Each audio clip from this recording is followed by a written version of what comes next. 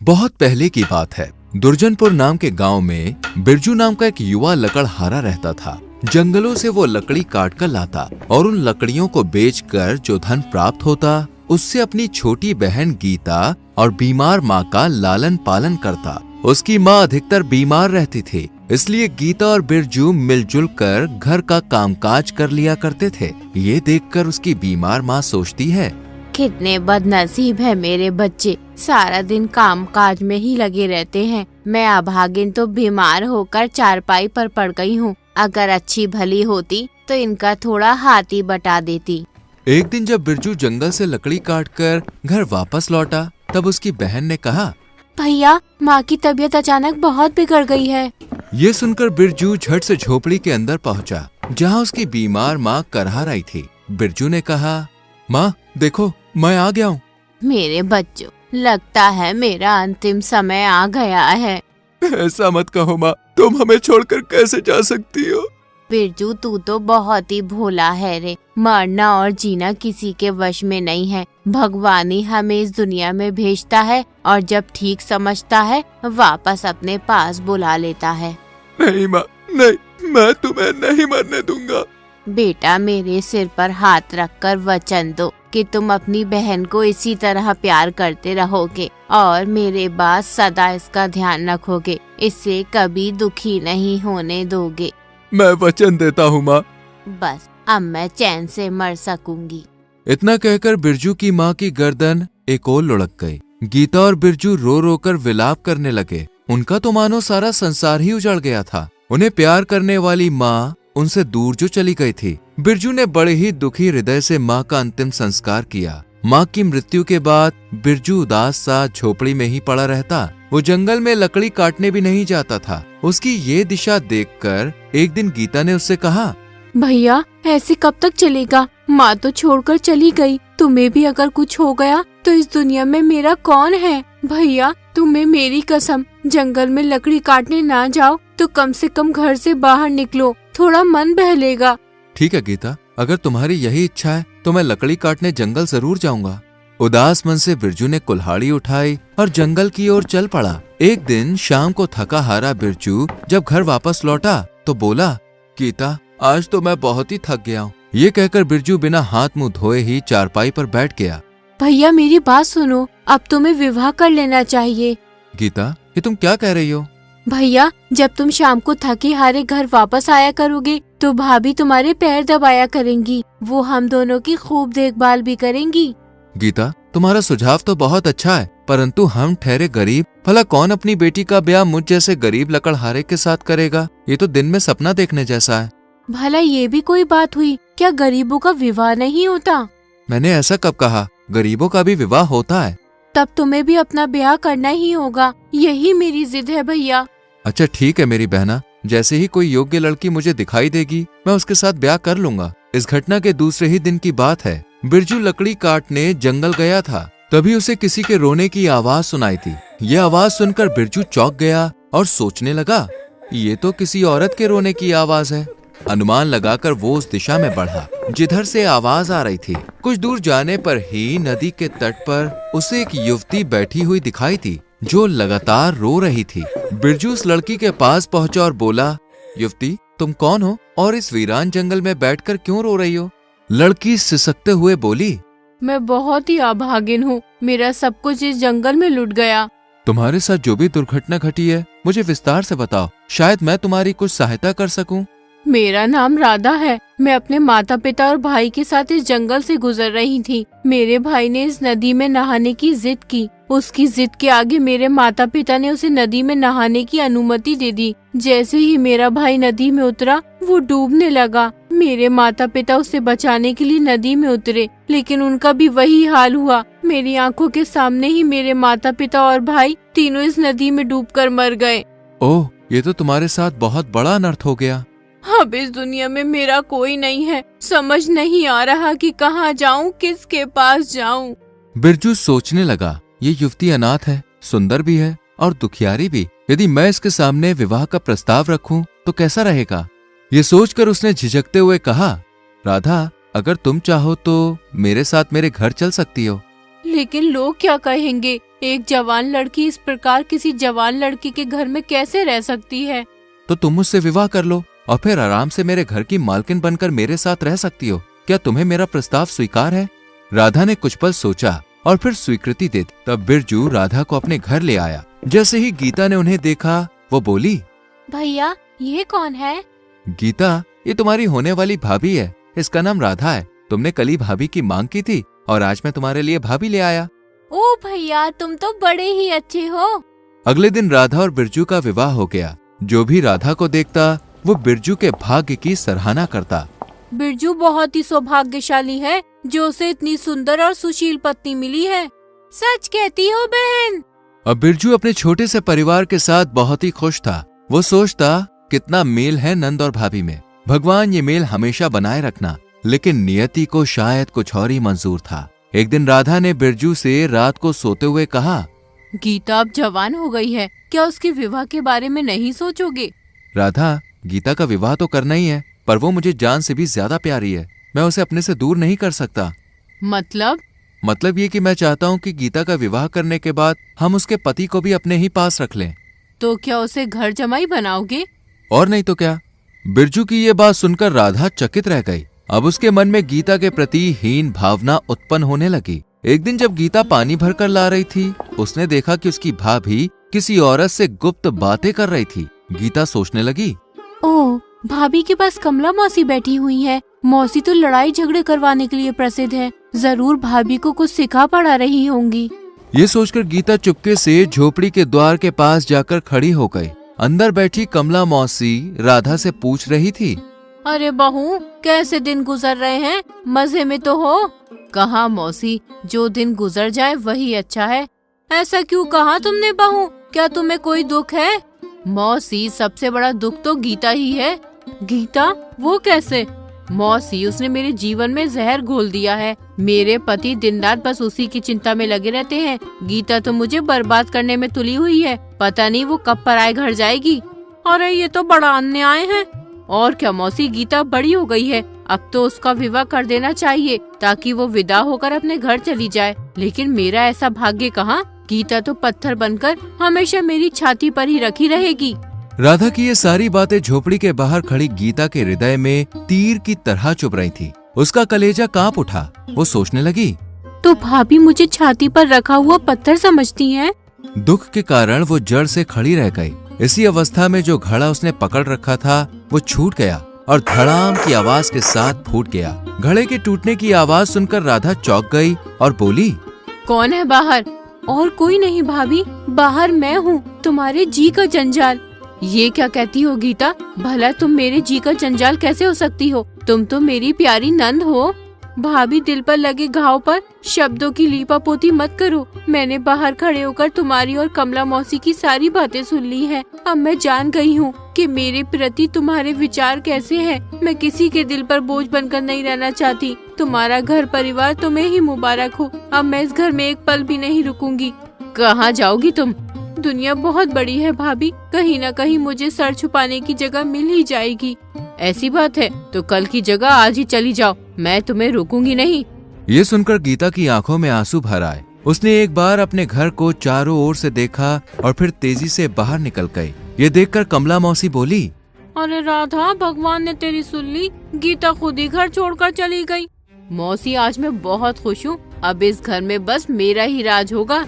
दूसरी ओर जब शाम को बिरजू जंगल से अपने घर लौटा तो उसने पूछा, राधा, गीता कहाँ है? दिखाई नहीं दे रही। कहाँ होगी, यूं ही गांव में घूमती रहती है। घर के काम में तो उसका मन ही नहीं लगता। राधा के स्वर में छिपी कटुता को बिरजू ने भांप लिया। उसने तीखी नजरों से उसकी ओर देखा और बोला, राधा, सच सच बताओ, गीता कहाँ है? गीता घर छोड़कर चली गई है। लेकिन क्यों? तब राधा ने बिरजू को पूरी घटना बता दी। सारी बातें सुनकर बिरजू की आंखों में क्रोध और घृणा भर आई।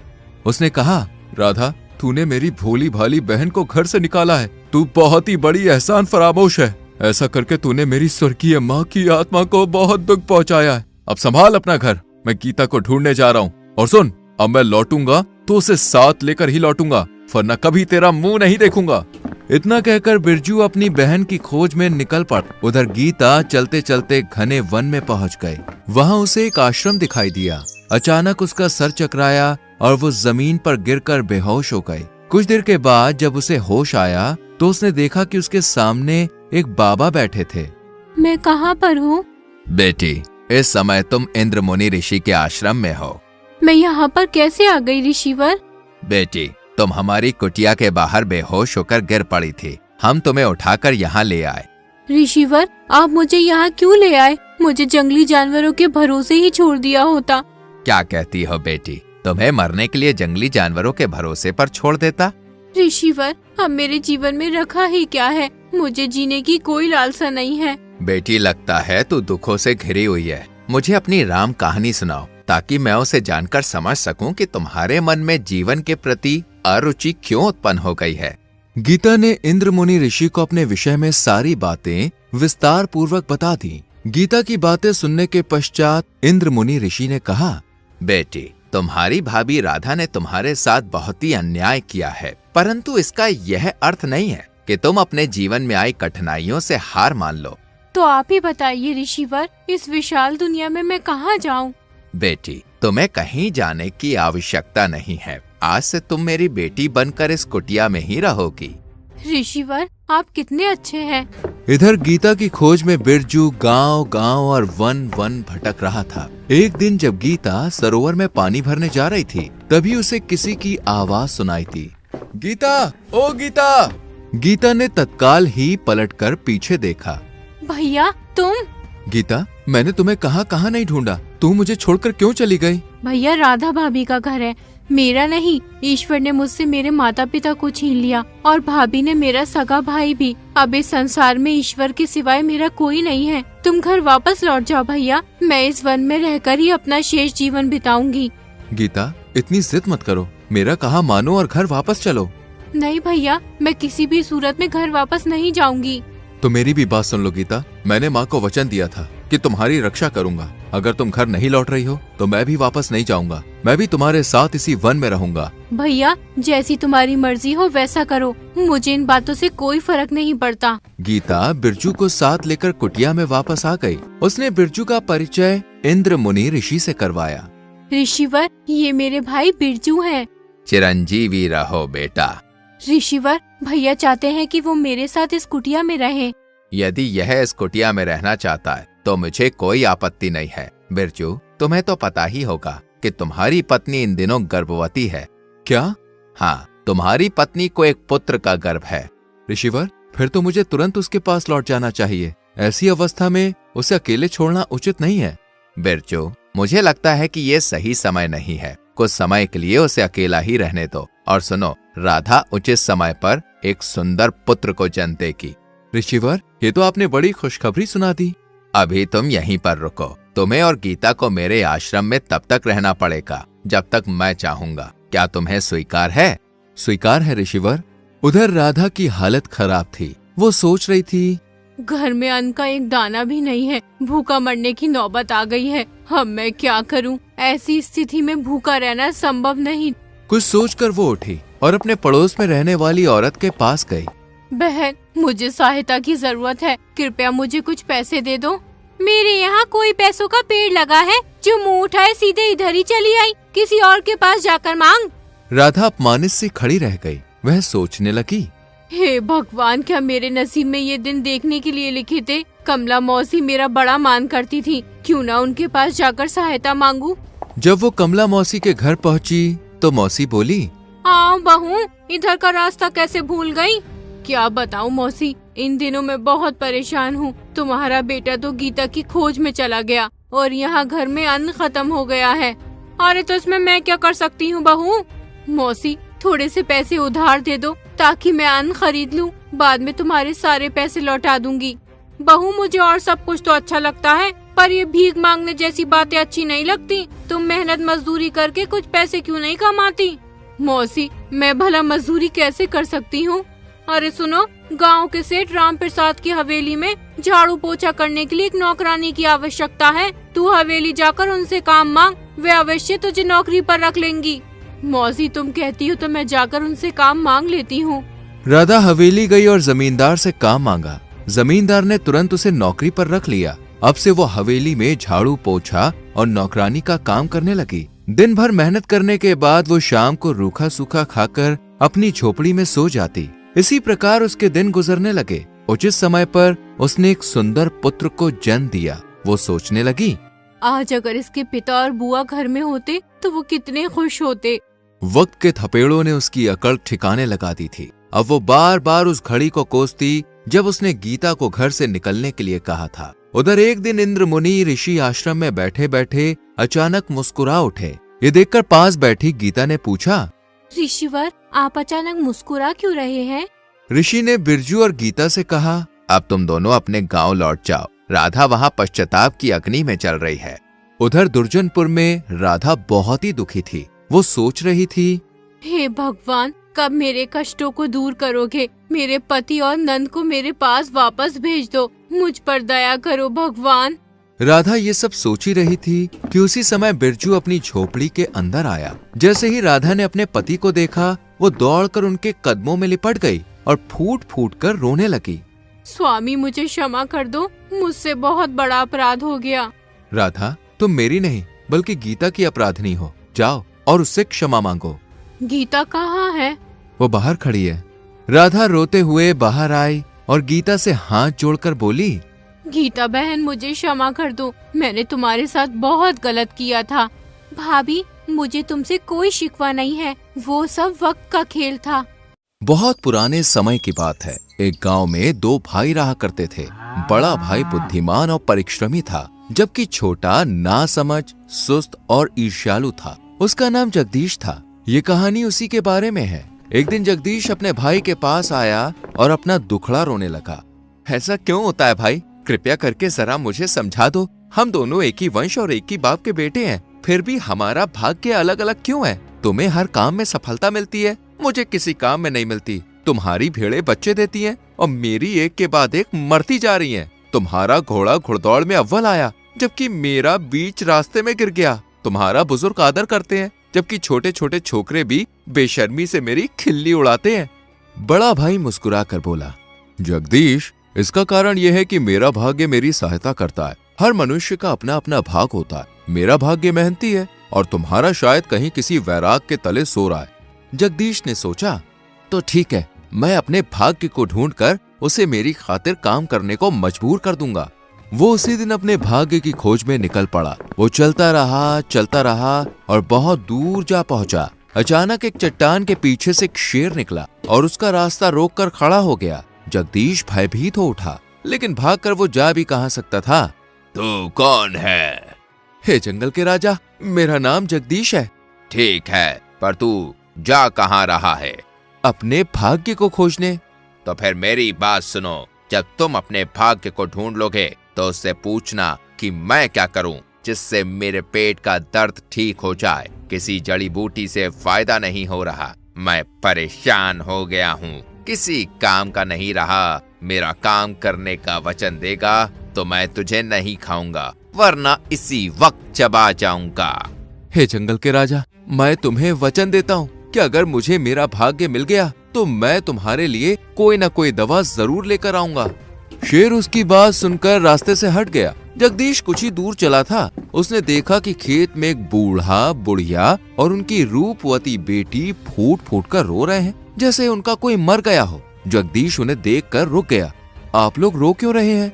बेटा, हम पर भारी मुसीबत आ गई है। हमने 5 साल पहले ये खेत खरीदा था और इसकी कीमत अपना सब कुछ देकर चुकाई थी। हम कमर तोड़ मेहनत करके इस जमीन पर खेती करते हैं, जैसे माँ बच्चे को संभाला करती है, पर अभी तक एक बार भी फसल नहीं उठा पाए हैं। अंकुर खूब घने निकलते हैं, वसंत में खेत हरा भरा हो जाता है, पर बीच गर्मी में हम कितना भी पानी क्यों न दे, पौधे मुरझाने लगते हैं और जड़ तक सूख जाती है। इस प्रकोप का क्या कारण है, कोई नहीं बता पाता। हम मर जाएंगे। भले आदमी हमारा भाग्य है ही नहीं।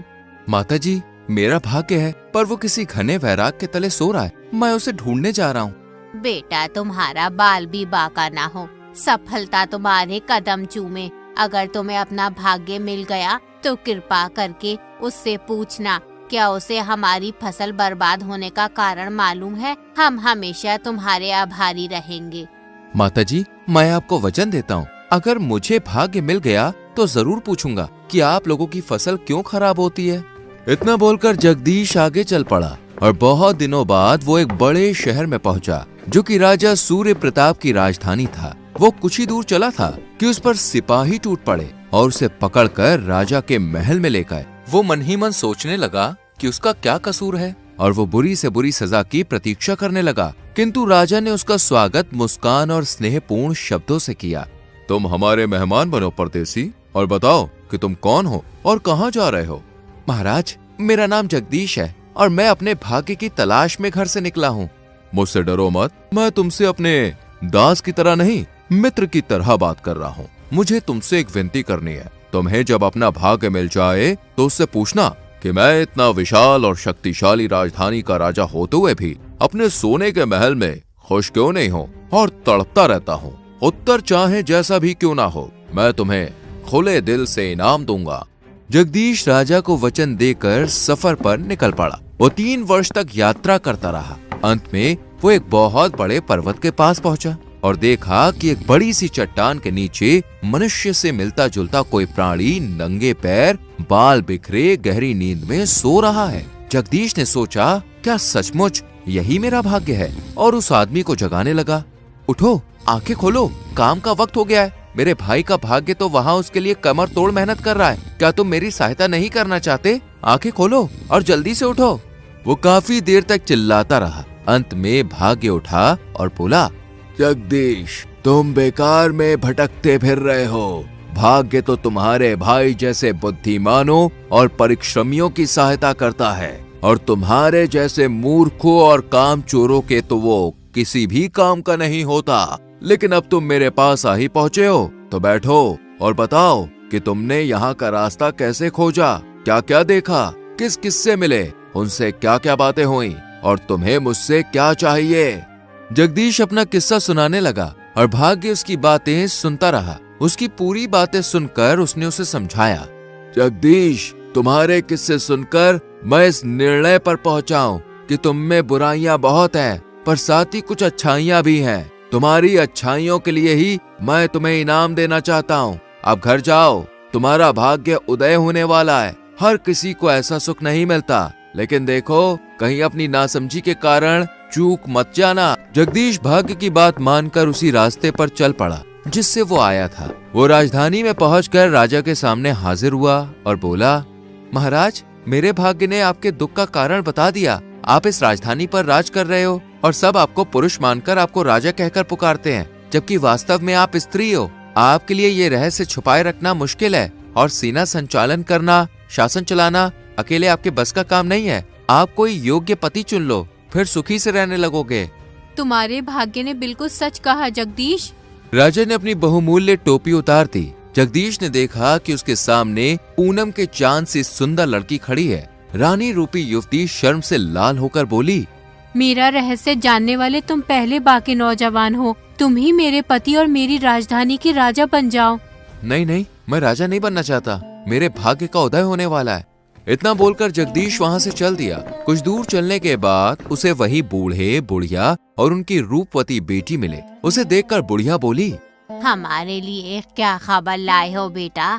माताजी, आपके लिए खबर ये है कि जिस जगह आपका खेत है, वहाँ एक धनी आदमी ने विदेशियों की लूटमार से डरकर सोने से भरे बड़े बड़े 40 घड़े गाड़ दिए थे। इसलिए आपकी जमीन पर कोई फसल नहीं उगती। आप सोना खोद कर निकाल लीजिए, जिससे आपकी मिट्टी फिर से उपजाऊ हो जाएगी। फिर आप इस इलाके में सबसे ज्यादा धनी हो जाओगे।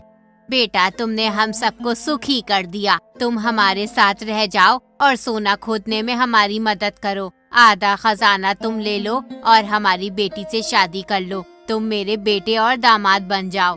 नहीं नहीं माताजी, मुझे जल्दी से घर जाना है, क्योंकि मेरे भाग्य का उदय होने वाला है। इतना बोलकर जगदीश आगे चल दिया। वो चलता रहा और एक चट्टान देखकर उस पर बैठ गया और सोचने लगा, मेरी यात्रा का अंत होने वाला है, पर मेरा भाग्योदय कब होगा? वो बैठकर सोच ही रहा था कि देखा उसके सामने शेर खड़ा है। क्यों जगदीश, मेरे लिए दवा ले आए? हे जंगल के राजा, दवा तो मैं नहीं लाया, पर आपकी बीमारी से पिंड छुड़ाने का एक तरीका लाया हूँ। आप दुनिया के सबसे मूर्ख आदमी का दिमाग खा लो, फौरन ठीक हो जाओगे। धन्यवाद मेरे दोस्त, मैं अब ऐसे ही बेवकूफ को खोजूंगा। अच्छा ये बताओ, तुम सफर में कैसे कैसे लोगों से मिले, उनसे क्या क्या बातें की? जब तक नहीं बताओगे मैं तुम्हें जाने नहीं दूंगा। जगदीश ने उस बूढ़े वैराग के तले अपने भाग्य के साथ हुई बातचीत, राजा रूपी युवती और बूढ़े बुढ़िया व उनकी रूपवती बेटी के बारे में बता दिया। ये सुनकर शेर की आंखें चमक उठी। वो बोला, कितना मूर्ख है तू जगदीश, सुखी होने का इतना अच्छा मौका तुझे मिला था पर तूने उसे छोड़ दिया। तूने राज और सम्मान को ठुकरा दिया, धन और समृद्धि को ठुकरा दिया, तूने 2 सुंदर युवतियों को ठुकरा दिया। अगर मैं दुनिया के 3 चक्कर लगाऊं तो भी मुझे तुझसे ज्यादा मूर्ख किसी हालत में नहीं मिलेगा। तेरे दिमाग से ही मेरा पेट ठीक होगा। शेर दौड़कर जगदीश पर कूदा। जगदीश डर के मारे जमीन पर गिर पड़ा और इसी से उसकी जान बच गई। शेर सीने के बल चट्टान से टकराया और वहीं ढेर हो गया। जगदीश खुशी से चिल्लाया, मेरा भाग्य कितना अच्छा है, मृत्यु निश्चित थी पर मैं जिंदा बच गया। जगदीश जब अपने गांव लौट कर आया, उसे कोई पहचान नहीं सका। चेहरा तो उसका पहले जैसा था पर स्वभाव बिल्कुल दूसरा, मानो बांके नौजवान का दूसरा जन्म हुआ।